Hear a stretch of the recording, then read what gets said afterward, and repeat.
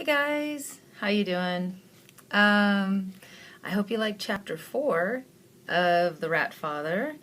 That has one of my favorite speeches in it. The one where Hugin talks about being all that is raven. That just really resonated with me. I thought that was so cool.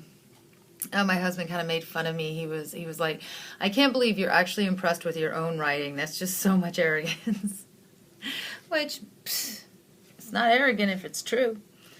Anyway, let's do chapter 5. A new day, a new Bern. We get to see where our rat buddies are going with their crazy ideas. Fleur woke me the next morning. I sat up. Where's Ray? On the wall with Jake and Elwood, she said. Great, I said. Take me to him. She looked at me. Are you sure? Yes. Why is he on the wall? She said, I think they're tossing pebbles onto the beefeaters' hats during their speeches. I looked at her. Isn't that dangerous? She said, no. They're perfectly safe there up on the wall. I didn't mean them. Fleur smiled at me. I know what you meant. She hopped along a beam to the other side of the room, and I followed. We crawled out a window and delicately made our way along the tower wall. Ray and the geese were hooting and pointing over the wall when we found them. Ray was pounding his fist against Elwood's side as he laughed. He wiped his eyes, looked up, and saw us walking toward them. Their laughter died like we threw a blanket over it. Jake coughed and nudged his brother. Hey, Elwood, let's go check out the other side of the tower. Elwood looked up. Why? Jake rolled his eyes and grabbed Elwood's bill. He used it to drag Elwood behind him. Fleur left with them. I was left to stare at my friend Ray. He scratched his chin. What's your burn? I said, not much. My hip hurts. He said, Hugin told us you'd needed to take it easy for a few days. I told him maybe I will. But I've thought of a brilliant idea to get the Rat Father off our backs. Yeah, that's nice, he mumbled. He wouldn't look at me. He stared down at the tourists that milled about on the grass below. I wanted to kick him in his offended behind. I was the one who'd been mauled. All he'd hurt was his feelings. I mimicked slapping him upside his skull, took a deep breath, and continued. Yeah, I thought so too, but I need a friend to help me. He said, sounds like you have tons of friends to choose from. And I said, but I need my best friend for this. Are you my best friend, Ray? Ray scratched his muzzle in embarrassment and replied, I don't know. Am I? I shook my head. You know you are. This time I did smack him on the head. His eyes narrowed and he jumped on top of me. We tussled back and forth. There wasn't any biting or scratching. Nobody wanted blood, but feelings had been hurt. We scuffled until I ended up with Ray sitting on top of me trying to twist my leg behind me while I pulled his ears. We flipped over a few times, then lay panting. Ray sat up and wiped his nose. Then he asked, All right, what do you need me for? I scratched my chin and said, I have to ask a big favor. He said, Okay. And I said, I know it'll be hard, but I need you to give up dancing for a while. Ray stroked his whiskers. Give up dance? That's a big one. I mean, I've invested weeks in it. There are some major calluses on my back feet. I've sweated dance. I've dreamed dance. I've bled dance. I nodded. I see. Ray stared off in the distance, then shrugged. Okay, I can give it up. I protested. Are you sure? I wouldn't want to deprive the world of your unique style of dance. He muttered, Oh, I think the world will survive. In fact, I think it would thank you, he said solemnly. You're a better friend than I deserve, I told him. He looked at me. Remember that. I will. So do you want to hear my idea? He said, I don't know. What does it involve?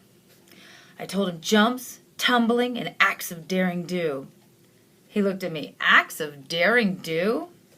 And I said, yeah, lots of them. He said, so what's the plan? I told him, well, it's not completely a plan yet. I have some ideas. I need to ask Jake and Elwood something first.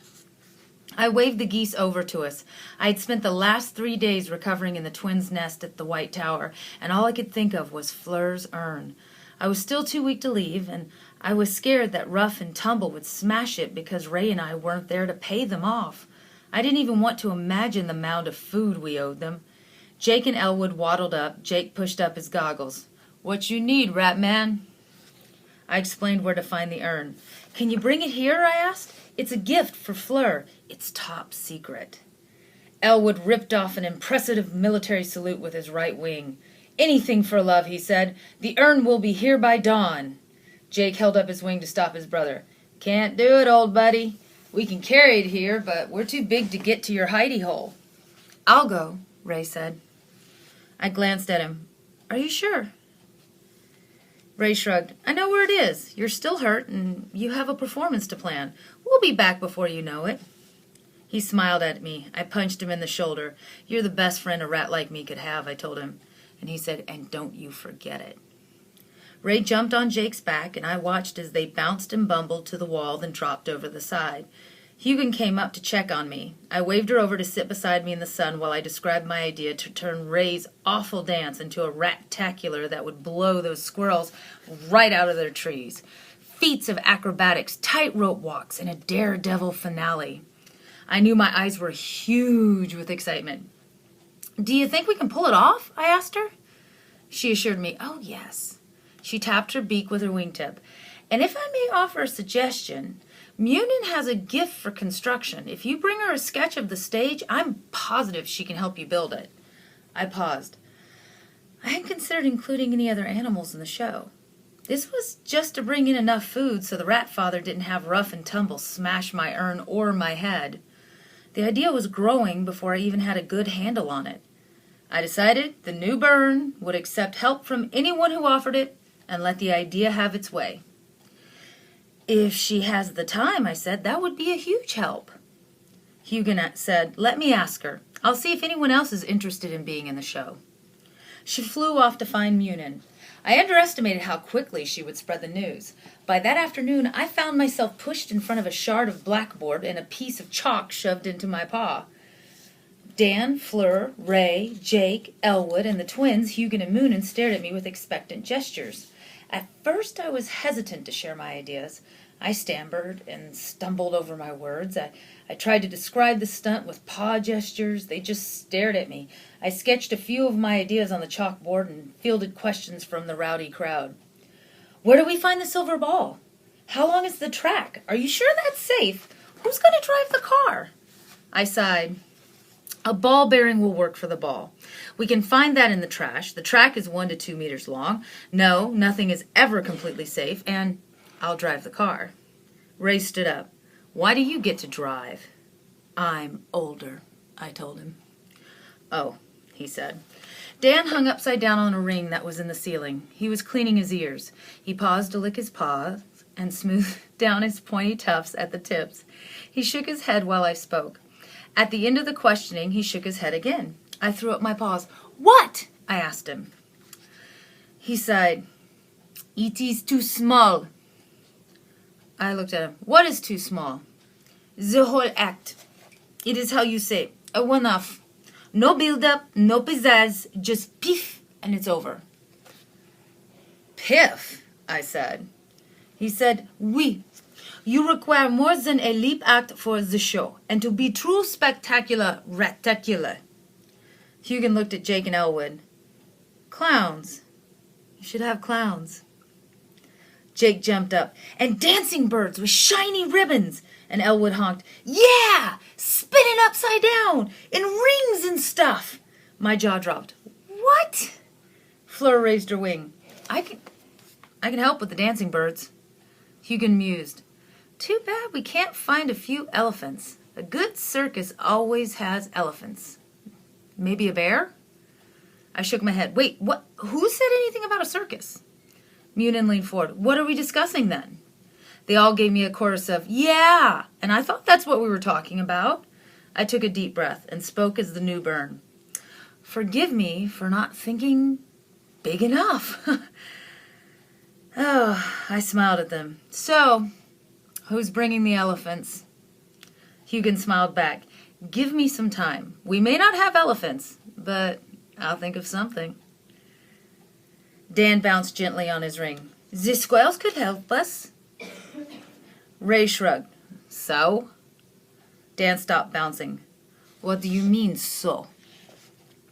Ray held up his paws.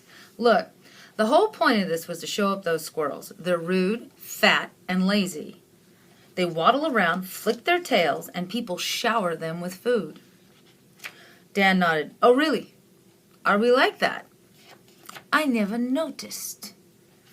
Ray dropped his paws in his lap. I didn't mean you. You're okay. Oh, I am so glad you think so. Dan dropped to the floor and shuffled to Ray. He poked a claw into Ray's chest. And I have never believed that rats were shifty, trash-digging hooligans that would rub you blind as soon as look at you. Ray's ears laid back. Those are some harsh words, Dan. Really? He said.